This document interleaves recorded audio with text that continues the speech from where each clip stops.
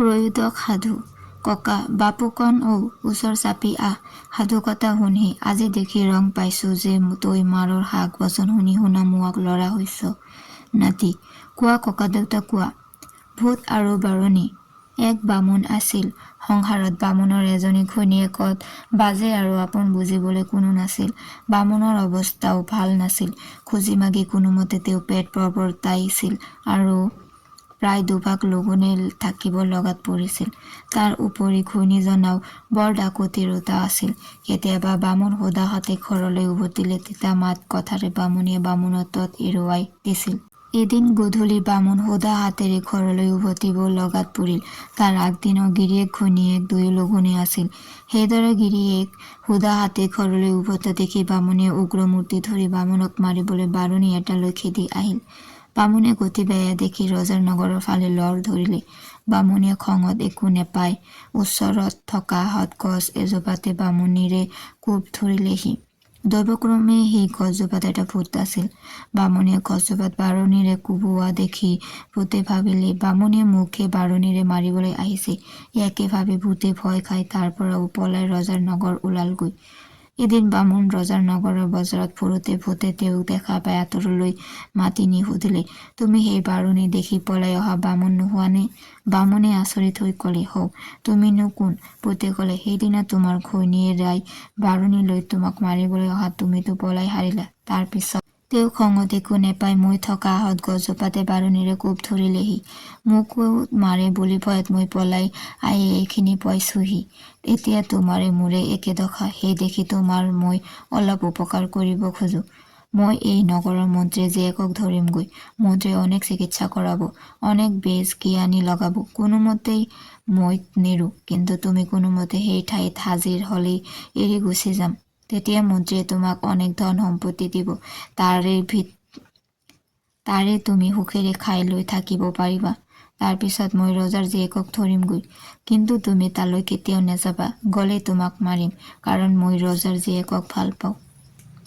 বামুণৰ লগত ভূতৰ এইদৰে কথা বতৰা হোৱাৰ পিছদিনা সকলোৱে দেখিলে মন্ত্ৰীৰ জীয়েকক ভূতে পাই বলিয়া কৰিছে। মন্ত্ৰীয়ে অনেক চিকিৎসা কৰাইছে, অনেক বেজ জ্ঞানী লগাইছে, তথাপি কোনোমতে জীয়েক ভাল হোৱা নাই। শেষত মন্ত্ৰীয়ে কৈ দিলে যে যেই তেওঁৰ জীয়েকক ভাল কৰিব পাৰিব তাকে তেওঁৰ আধা সম্পত্তিৰে সৈতে জীয়েকক বিয়া দিব। তাৰ পিছদিনা ৰাতিপুৱা বামুণীয়ে সন্ন্যাসীৰ বেশ ধৰি মন্ত্ৰীৰ পুতলি মূৰত টহল দিবলৈ ধৰিলে। এডাল লঘুৱাই তাকে দেখি মন্ত্ৰীৰ আগত কোৱাত মন্ত্ৰীয়ে বামুণক জীয়েকক ভূতে পোৱাৰ কথা কলে আৰু ভাল কৰিব পাৰিব নে নোৱাৰে বুলি সুধিলে। বামুণে মনে মনে হাঁহি বাৰু এবাৰ চাওচোন বুলি কলে। এই কথাত মন্ত্ৰীয়ে বামুণক জীয়েক থকা খোটালীলৈ লৈ গল আৰু তেওঁলোক তাত সোমোৱা মাত্ৰকে অ নাহিবি ঐ মই যাওঁ ঐ বুলিয়েই মন্ত্ৰীৰ জীয়েক মাটিত পৰি গল। তাৰ পিছত তেওঁ সুস্থ হৈ আগৰ দৰে সকলোৰে লগত কথা বতৰা হবলৈ ধৰিলে। মন্ত্ৰীয়ে দেখি বামুণৰ ওপৰত বৰ সন্তুষ্ট হল আৰু পূৰ্বৰ কথামতে বামুণৰ লৰাৰ লগত জীয়েকক বিয়া দিলে। সিফালে সেইদিনাই ভূতে মন্ত্ৰীৰ জীয়েকক এৰি ৰজাৰ জীয়েকক ধৰিলেগৈ। ৰজাৰ ঘৰত হুলস্থুল লাগি পৰিল। কত বেজ লগাইছে, কত দৰৱ পাতি খুৱাইছে, তথাপি কোনোমতে একো হোৱা নাই। সেয়াত ৰজাই নগৰত ঢোল পিটি শুনাই দিলে যে যিয়ে তেওঁৰ জীয়েকক ভাল কৰিব পাৰিব তাকে তেওঁ অৰ্ধৰাজ্য দি জীয়েকক বিয়া দিব। এই জাননী পাই আশাত কত মানুহ গল, কত আহিল ৰজাৰ ঘৰলৈ, কিন্তু কোনোৱে ৰজাৰ জীয়েকক ভাল কৰিব নোৱাৰিলে। অন্তত মন্ত্ৰীৰ জীয়েকক ভূতে পোৱাৰ আৰু তেওঁৰ জোৱায়েকে ভাল কৰাৰ কথা শুনি ৰজাই বামুণক মাতি পঠিয়ালে। আগৰ কথালৈ মনত পেলাই বামুণ কোনোমতেই নাযায়, ৰজায়ো নেৰে। নোযোৱা দেখি শেহত ৰজাৰ খং উঠি কৈ পঠালে যে সি নাহিলে তাক কটাম। কি কৰিব বামুণ নিৰুপায়, গলেও মাৰে ভূতে, নগলেও কাটে ৰজাই। দুয়োপিনে মৰণ। শেহত বামুণে যোৱাকৈ ঠিক কৰিলে। বামুণ গৈ যেই ৰজাৰ জীয়েকৰ ওচৰ ওলালগৈ তেতিয়া ভূতে গৰ্জি উঠিল আৰু কলে, কি মই হাক দিয়াতো তই আকৌ আহিছ?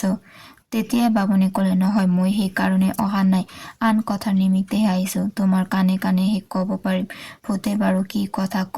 ভুলত বামুণে ৰজাৰ জীয়েকৰ কাণৰ ওচৰত ফুচফুচাই কবলৈ ধৰিলে, সেই আগৰ মোৰ তিৰোতাজনী মই ইয়াত থকা গম পাই বাৰুণী তাৰ লৈ খেদি আহিছে।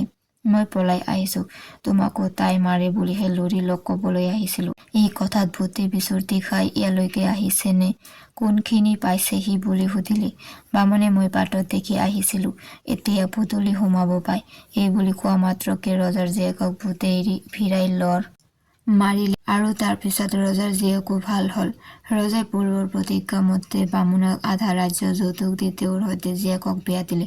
ইয়াৰ পিছত বামুণে সুখেৰে খাই বৈ দিন কটাবলৈ ধৰিলে।